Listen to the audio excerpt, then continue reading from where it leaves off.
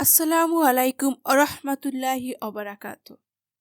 আপনারা সকলে কেমন আছেন বন্ধুরা?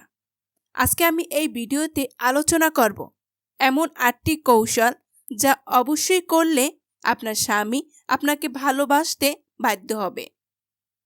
তাই বন্ধুরা ভিডিওটি প্রথম থেকে শেষ পর্যন্ত দেখতে থাকুন। সুন্দর ও আকর্ষণীয় পোশাক পরুন। আপনার চুল সবসময় আঁচড়িয়ে রাখুন। আপনি যদি গৃহিণী হন, সারা দিনের পোশাক রাতে পরে থাকবেন না। নিজেকে আকর্ষণীয় করে সাজানো, ঘাম বা মশলা জাতীয় গন্ধ থেকে নিজেকে পরিষ্কার ও সুরক্ষিত রাখুন। কারণ পুরুষরা পরিষ্কার পরিচ্ছন্নতাকে বেশি পছন্দ করেন। আপনার স্বামী বাইরে থেকে ঘরে ঢোকার সময় দরজা এমনভাবে খুলবেন যেন আপনি তারই অপেক্ষায় ছিলেন। দরজা খোলার সাথে সাথে হাসি মুখে সালাম দেন। ঘরে ঢোকার সাথে সাথে সমস্যার কথা বলা শুরু করবেন না। তাকে কিছুটা মানসিক বিরতি দিন।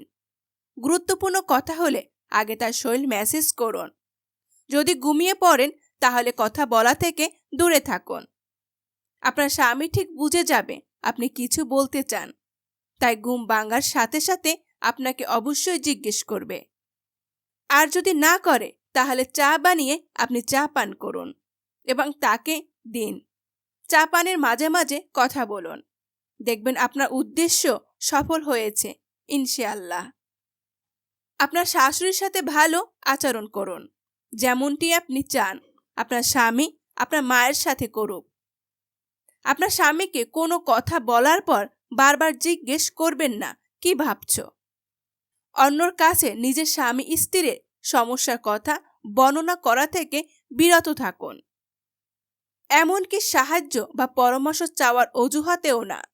আপনি যদি মনে করেন আপনার বৈবাহিক সমস্যা আইনাগত সমাধান প্রয়োজন, তাহলে এমন ব্যক্তির কাছে যান যে সংশ্লিষ্ট বিষয়ে অভিজ্ঞ, যার মধ্যস্থতা স্বামী স্ত্রীর মাঝে সুন্দর সমন্বয় আসে, অথবা উভয়ের পক্ষের সম্মতিতে সৌহার্দ্যপূর্ণভাবে বিচ্ছেদ করাতে পারেন।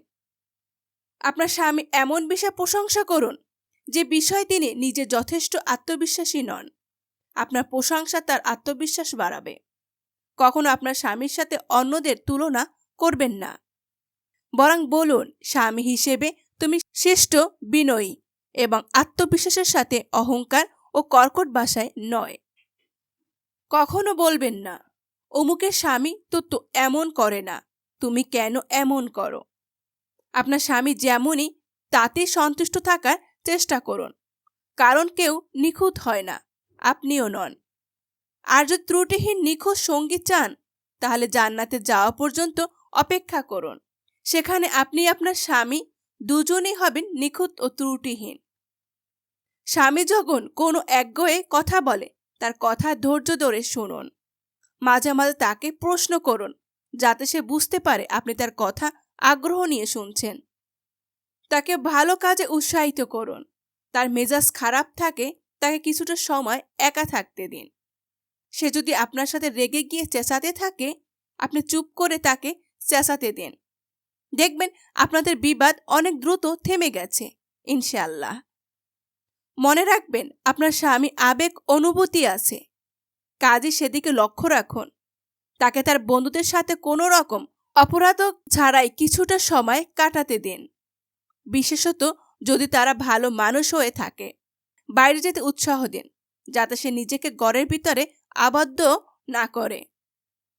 আপনার মনের কথা তাকে খুলে বলতে শিখুন, কেননা আপনার সব ইশারা কথা সে বুঝে নেবে বা অনুমান করতে পারবে এমন ভাবাটা ঠিক নয়। বুদ্ধিমত্তার সাথে আপনার সময়টাকে কাজে লাগান এবং আপনার দায়িত্ব সুন্দরভাবে সম্পাদন করুন।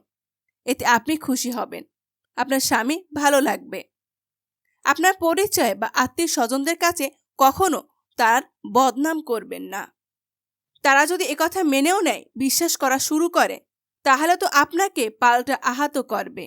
আপনি নিজেই তখন হীনমন্যতায় ভুগবেন, এই ভেবে যে আপনার স্বামী খারাপ। আবার অন্যরা ভাববে যে আপনার স্বামী খারাপ। আল্লাহ বলছেন, ধ্বংস প্রত্যেক ব্যক্তির জন্য যে পিছনে ও সম্মুখে লোকে নিন্দা করে। বন্ধুরা, ভিডিওটি ভালো লাগলে লাইক, কমেন্ট ও শেয়ার করবেন এবং আমার চ্যানেলটি সাবস্ক্রাইব করবেন।